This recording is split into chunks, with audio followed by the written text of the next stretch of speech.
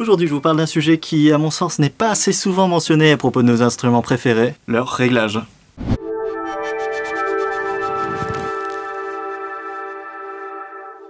Le réglage d'un instrument de ce genre va consister en une série d'opérations successives qui vont bien sûr nécessiter une expertise particulière ainsi qu'un outillage dédié. Et l'ensemble de ces opérations aura pour objectif d'optimiser la qualité du son produit par l'instrument, mais également sa justesse et bien sûr le confort de jeu. Si vous avez déjà eu l'occasion de tester plusieurs instruments du même genre, voire du même modèle et du même fabricant à la suite, vous avez peut-être remarqué que certains étaient plus faciles à jouer et plus justes. Au-delà des qualités propres aux matériaux utilisés pour la construction, fond et clisse en acajou et table en cèdre rouge, ça va évidemment pas sonner pareil qu'une guitare avec une table en épicéa et fond et éclisse en palissandre. Mais si on s'intéresse à deux instruments du même type, voire du même modèle comme c'est le cas ici, qu'on sait exemple de défauts structurels, et là je parle de défauts majeurs dans les matériaux qui ont été utilisés pour la construction ou dans la qualité de l'assemblage, ce qui va faire que l'un de ces instruments sera plus facile à jouer et ou plus juste, ce sera la qualité du réglage. Alors évidemment, le réglage d'un instrument, ça s'improvise pas comme ça, et mon premier conseil, c'est de vous tourner vers des luthiers professionnels dans votre région, donc des artisans compétents qui sauront vous guider, vous conseiller et assurer ces prestations correctement. Et là, je parle d'un véritable artisanat, pas de certains vendeurs en magasin qui bidouillent un peu sur le côté et qui vont vous proposer un pseudo-réglage pour 20 € à l'achat. Ceci étant dit, je pense qu'on a tout à gagner en tant que musicien à savoir diagnostiquer ces problèmes sur nos instruments,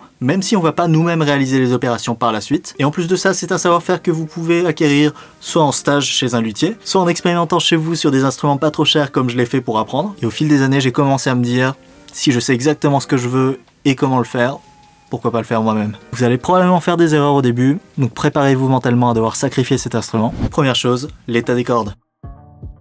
Alors ça va peut-être vous paraître évident, mais des cordes rincées, dont le filetage est un peu attaqué et oxydé comme ça, qui sont potentiellement légèrement endommagées, marquées par les frettes, et qui sont sur votre instrument depuis longtemps, ne sont pas fiables. Et donc la toute première chose à faire si votre instrument commence à sonner un peu bizarre, ce sera de changer les cordes. Et parfois il suffit de ce jeu de cordes neuf pour régler des problèmes de frise un peu bizarres, ou de cordes qui se détendent. Deuxièmement, la courbure du manche.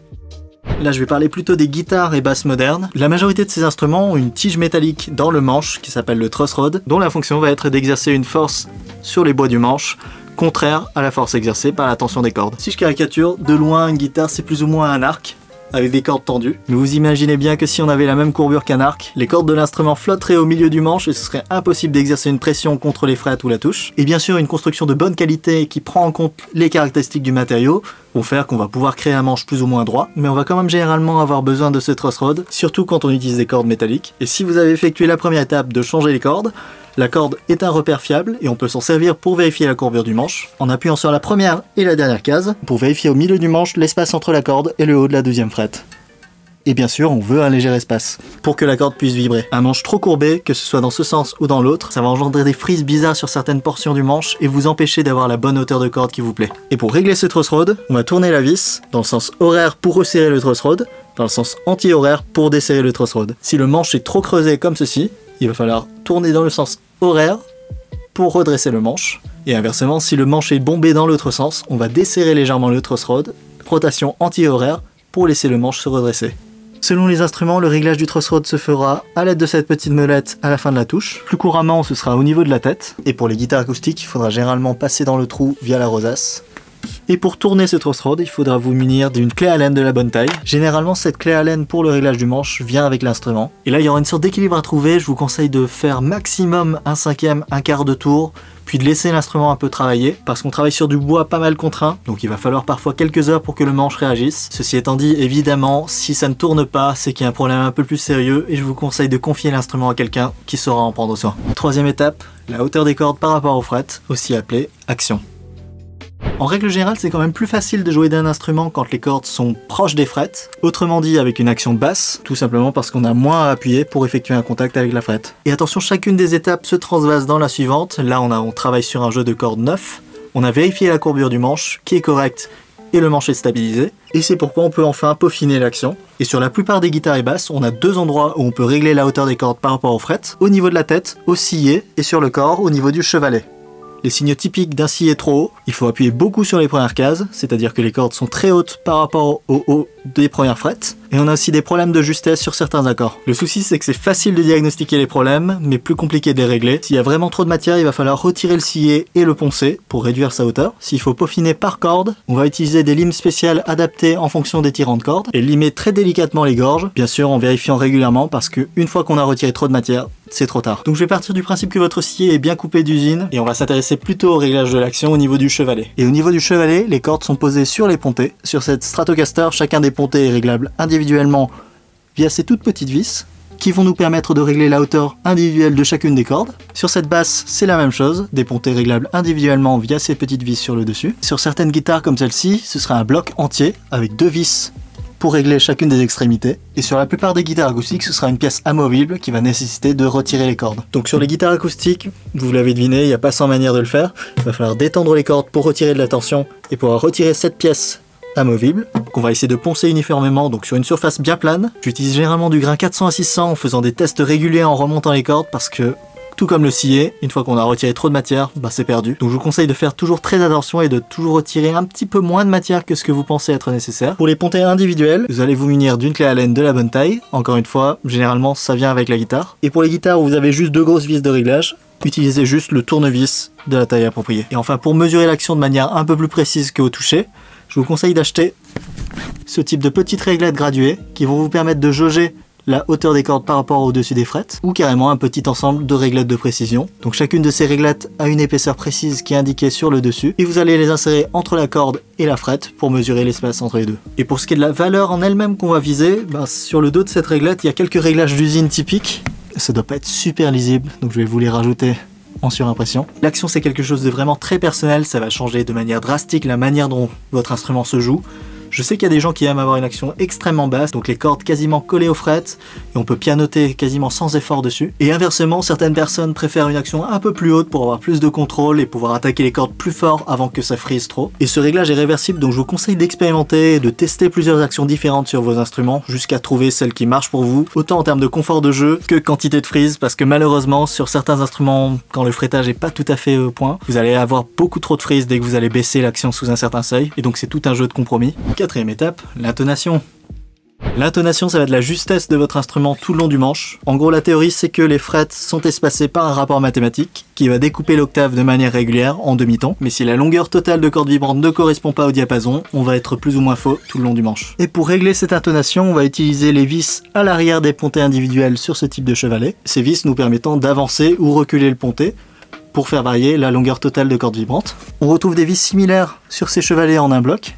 Même principe, on va faire avancer ou reculer le pontet. Sur certains modèles un peu plus simples comme celui-ci, ce sera de petites vis. Et donc on va bouger toujours un peu tout le chevalet sur le côté réglé. Sur les guitares acoustiques, c'est un peu plus compliqué, puisqu'on a très peu de marge de manœuvre. On peut jouer sur l'arête du chevalet, mais de manière plus réaliste, on va plutôt espérer que la guitare ait été bien construite. Une des méthodes les plus connues pour régler l'intonation, c'est qu'on va accorder l'instrument correctement, pas seulement à l'oreille, mais aussi avec l'aide d'un accordeur de précision. Et on va ensuite jouer l'harmonique à la 12e case, suivi de la note frettée à la 12e case, et vérifier que les deux notes coïncident. Si la note frettée à la 12e case est plus basse que l'harmonique, on va réduire la longueur de corde vibrante, et donc desserrer la vis, faire avancer le pontet vers le scié, et inversement, si la note frettée à la 12e case est plus haute que l'harmonique, on va reculer le pontet pour augmenter la longueur des cordes vibrantes. On reproduit cette opération pour chacune des cordes une par une, et ce que je vous conseille vivement de faire, c'est de compléter cet examen à la 12e case, avec les harmoniques, par des sauts d'octave, par exemple 5e case, à la 17e case. Et là, même logique qu'avec les harmoniques, sauf que votre point de référence c'est la note jouée plus bas. Et donc si la note jouée à la 17e case est plus basse que la note jouée à la 5e case, il faut raccourcir la longueur des cordes vibrantes et donc déplacer le pontet vers le scié. Inversement, si la note jouée à la 17e case est plus haute que la note jouée à la 5e case, il faut rallonger la longueur de cordes vibrantes et donc déplacer le pontet plus vers l'arrière. On peaufine avec la hauteur des micros.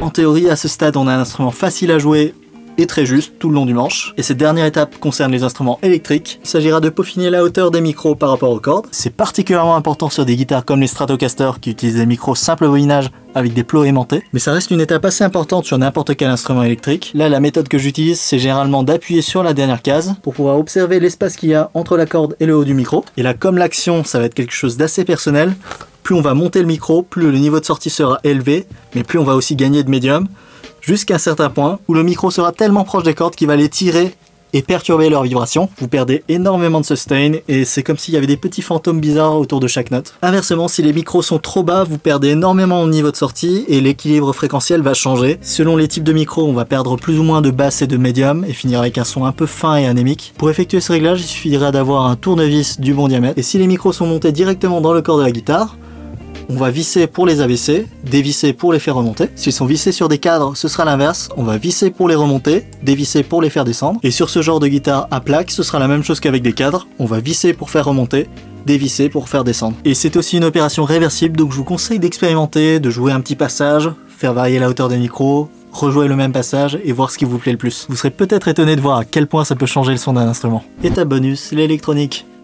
Qui dit instrument électrique, dit électronique, dans une cavité. Cette électronique sera plus ou moins complexe selon le type d'instrument sur lequel vous travaillez.